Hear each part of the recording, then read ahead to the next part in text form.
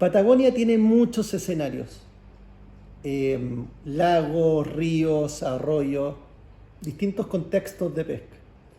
Y en este video me gustaría profundizar sobre las lagunas, sus características, entenderlas mejor, qué alimentos podemos encontrar en ellas, las especies que las habitan y ojalá dar uno que otro tips que pudiera ser útil en un día de pesca.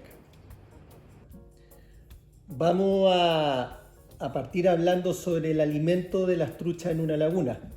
Sí me gustaría iniciar con un principio que es transversal en la trucha. Es que a menor fuentes de comida y mayor abundancia, la selectividad de la trucha será mayor. A diferencia de que si tenemos muchas fuentes de comida, pero con menor abundancia, la selectividad de la trucha tiende, no siempre, pero tiende a ser menor. Me gustaría partir hablando sobre los alimentos de la trucha en la laguna. Esto que siempre hablamos como los juncos o las algas en una laguna son buenos, es un buen lugar. Y en realidad es así. La pregunta es ¿por qué? Y creo que uno de los principales motivos para entender eso y para tener un mejor día de pesca es saber de qué es como el hábitat perfecto para los odonatos. Es decir, para los dragonfly, matapiojos o algo así como le dicen en Argentina, también para las damsel, ¿ya? Y es un lugar donde está todo su ciclo de vida.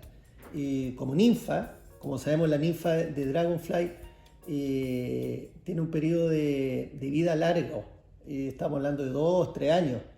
Son excelentes nadadoras. Es un ciclo incompleto.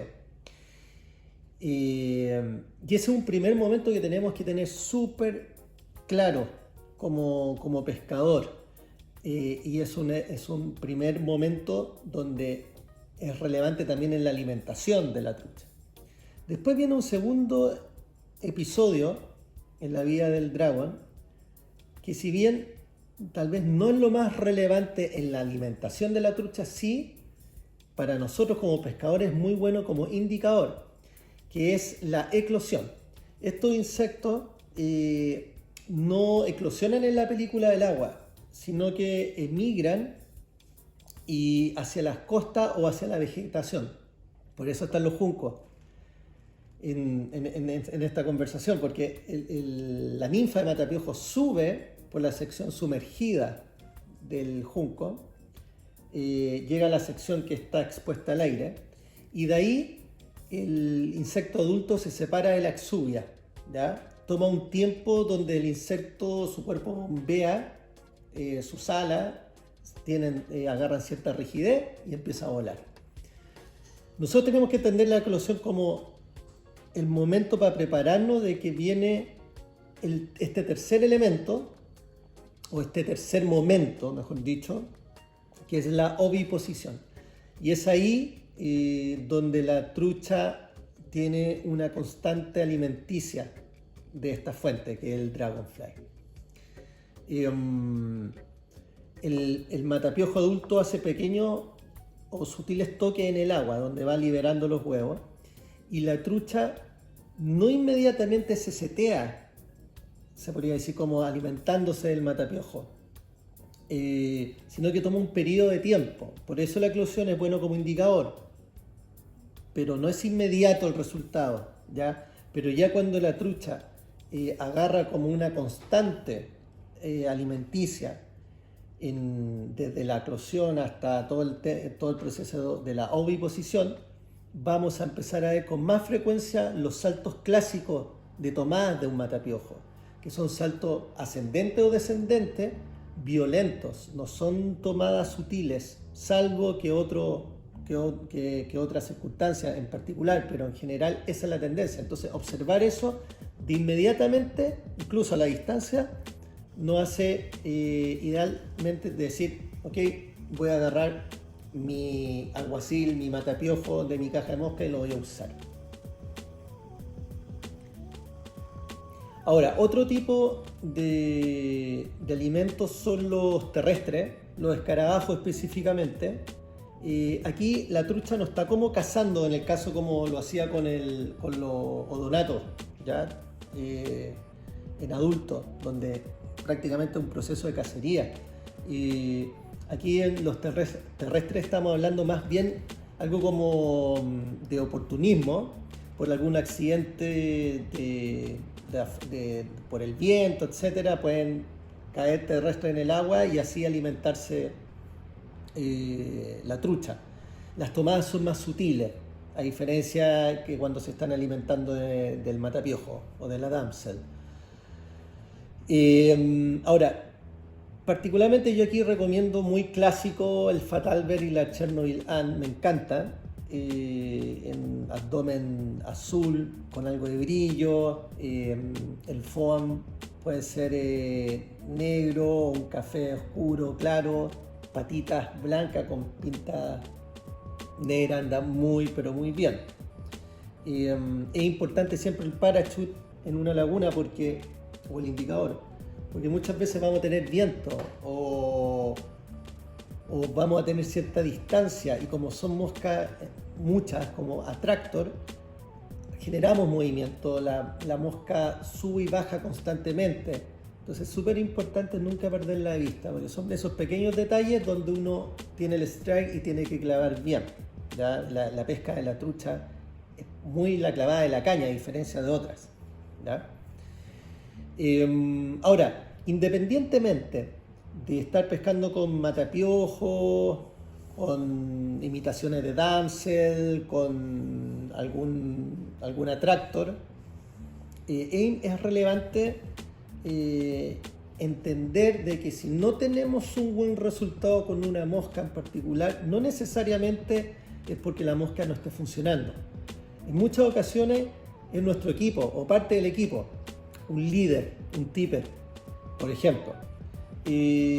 Yo partiría con este tipo de pesca con mosca seca, con un 2-3X, ¿ya? En líderes de extensión de 9 pies.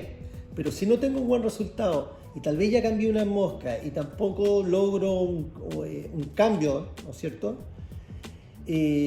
Probaría con un líder con una extensión mayor, estamos hablando de 12 pies o más incluso, con líderes pasando ya de un 4 a 5X, y esto va a hacer que nos exponemos nosotros menos a la trucha, digo nosotros como equipo.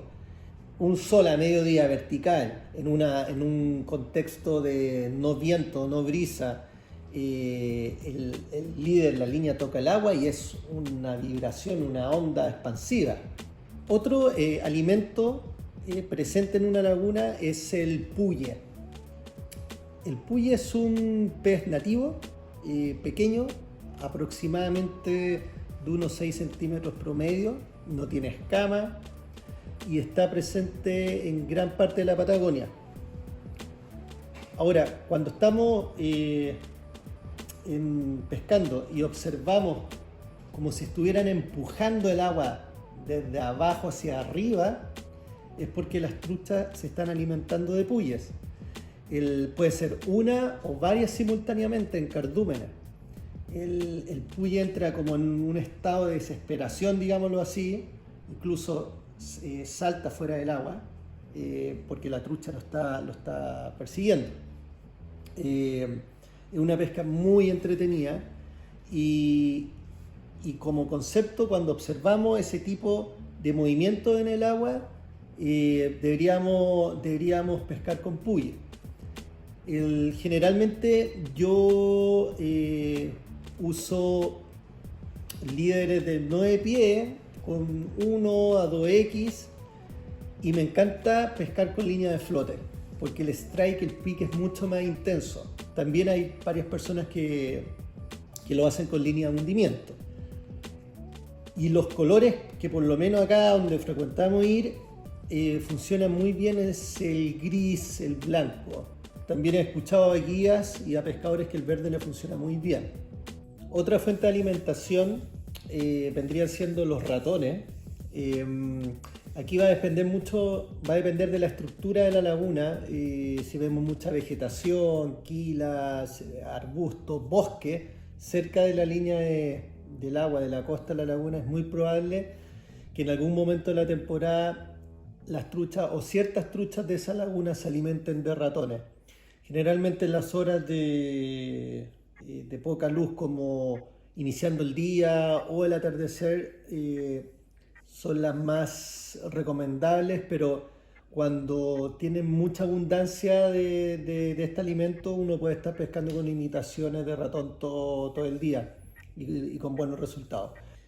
Y aquí la pesca de streamer puede ser muy amplia, no voy a ahondar mucho, pero estaríamos imitando eh, ningún pez en específico necesariamente, ¿ya? Y aquí yo me iría por la tradicional streamer como Bullybagger, Sonker, eh, pueden ser matucas también, no sé, articuladas. Yo creo que lo importante es ver si uno va a pescar con lastreo o no lastreada, si uno va a ocupar conhead, bithead, para tratar de que la mosca baje más rápido. Y eso uno lo tiene que leer viendo, observando la laguna, si tiene cierta profundidad, si vale la pena que baje la mosca más.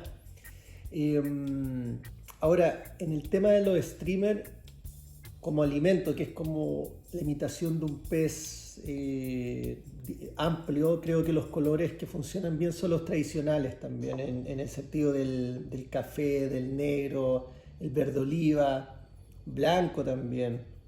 Pero sí haría una mención especial al verde oliva con toques de algún verde más fosforescente, algo más fuerte.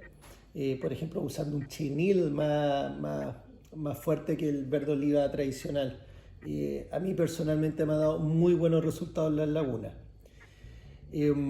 Y también considero que, y eso sí tiene un impacto cuando uno está pescando en una laguna, nosotros los pescadores estamos como programados para estripear de una misma manera siempre. Y creo que eso es un error. Muchas veces los cambios de la velocidad o en la frecuencia del strip marcan la diferencia. Hay veces que por a veces motivo, que lo voy a explicar un poco más adelante, el metabolismo de la trucha hace que esté más lenta. Y si uno está estripeando a una velocidad que uno acostumbra como a generar acción,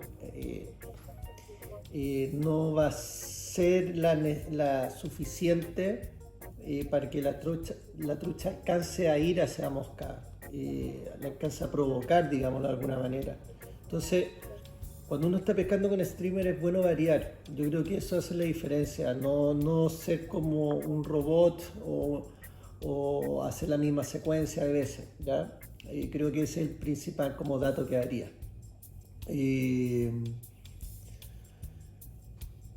¿Qué truchas o especies podemos encontrar en las lagunas? Mira, yo voy a hablar ahora un poco como en las lagunas del circuito de 7 lagunas que tenemos acá en Matapiojo. Nosotros encontramos las tres variedades de trucha que frecuentan Patagonia, que es la trucha marrón, fario, la arcoíris y la trucha fontinali, la brook trout. Ahora, algunas lagunas tienen la riqueza por estructura, por agua, temperatura, tributario, etcétera, de que conviven las tres truchas al mismo tiempo. Y ahí uno puede lograr el anhelado Grand Slam, ¿no es cierto? Que es poder pescar tres variedades distintas en un mismo día. Ahora, hablando ahí como rápidamente de las especies, yo diría que también los tamaños y la cantidad de trucha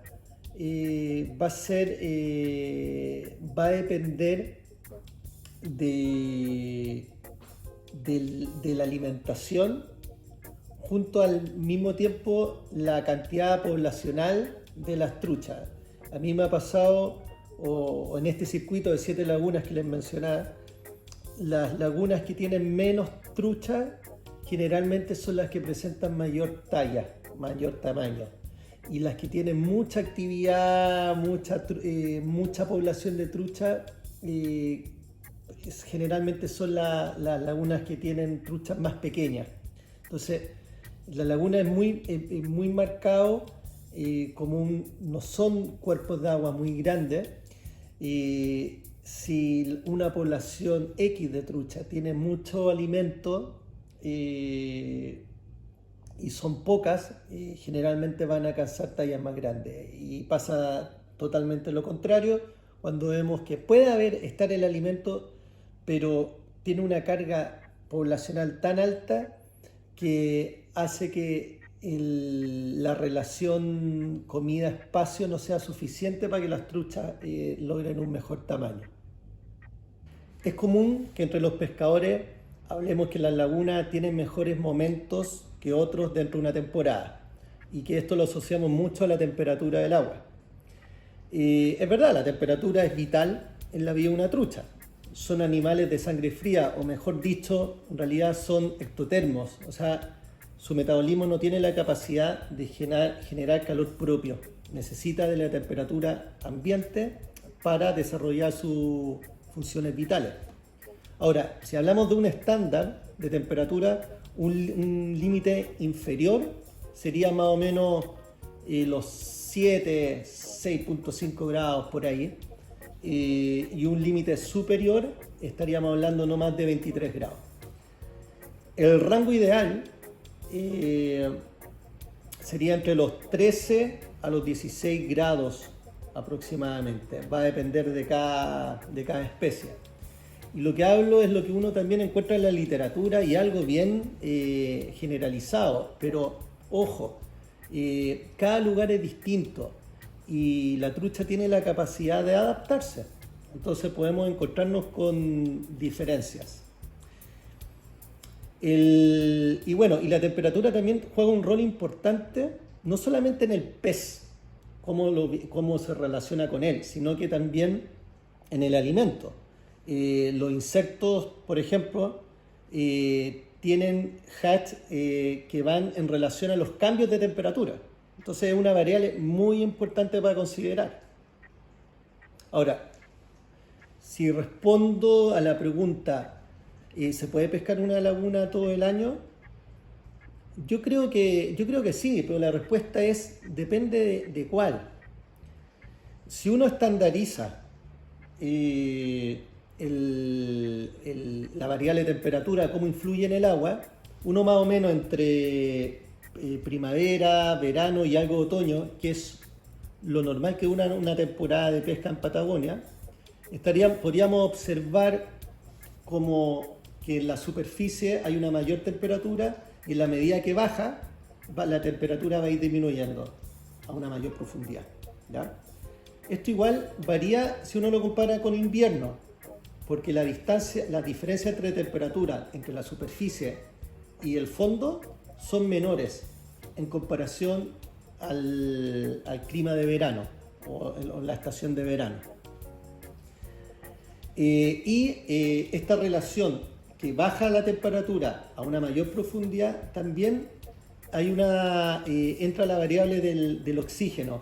En la medida que vayamos aumentando la profundidad, también el oxígeno está más comprimido, ¿ya? Y eso, por supuesto, influye en la actividad de una trucha. Pero creo que lo que uno trata como de transmitir un poco la experiencia del día a día, en la praxis, por decirlo de alguna manera. Y en ese sentido, creo que es más relevante la diferencia que puede haber una laguna a otra. Son como las personalidades, no todas son iguales. Podemos tener algunas con un tributario, 2 tributarios, 3 tributarios, otra laguna con 1 o más desagüe, pueden otras tener vertientes, la profundidad ser distinta. Es decir, todos estos elementos diferenciadores hacen que el carácter de una laguna, sea único, ¿ya? Y eso es lo que lo hace como desafiante, ¿ya? Porque generalmente nos va a tener que llevar a la práctica, a la experiencia y a la observación. Y un elemento que me gustaría mencionar, como para cerrar esto lo de la temperatura, es la variable del viento, porque cuando el viento entra en contacto con el agua, independientemente desde una brisa hasta un viento con mayor fuerza, e interactúa con la energía del agua, esto hace que haya una distribución de la temperatura en todo el cuerpo del agua. O sea, va a estar más homogénea la temperatura. Acercándose a los rangos más de actividad de una trucha, entre esos 13 y 16 grados. Por eso yo creo que muchos de nosotros tenemos buenos recuerdos, con buenos resultados de pesca, cuando estamos pescando en una laguna o incluso en un lago con viento, con brisa, y una de las conclusiones que sacábamos es que, claro, la brisa ayuda al engaño de mi imitación porque no se ve el líder, y es verdad, es un factor que ayuda, pero yo creo que este otro elemento que es invisible juega un rol sumamente importante en un día de pesca. Hace que la trucha, al estar más homogénea la temperatura en el agua, esté más predispuesta a moverse en mayores cantidades de lugares, ¿ya? Y a estar más activa. Un concepto que me encanta es atacar el agua, y lo aplico mucho cuando estoy pescando o cuando estoy guiando y lo converso con los otros pescadores. Y se trata de cómo interactuamos pescando en el entorno. Muchas veces cuando llegamos, por ejemplo, a una laguna, vemos esa estructura perfecta e inmediatamente la linkeamos con un cast ideal, la mayoría de las veces muy largo, y es lo primero que hacemos, ¿ya? No observamos mucho, sino que como un enamoramiento, ¿ya? Y claro, está bien, ¿no? Y puede funcionar, pero seguramente estamos perdiendo muchas oportunidades. Porque existe una distancia entre el pescador y donde se presentó la mosca. Mucha estructura no la vemos porque está debajo del agua. Vemos la estructura que está en la superficie y generalmente nos perdemos muy buenos lugares que pudieran estar entre medio de ese cast largo que presentamos.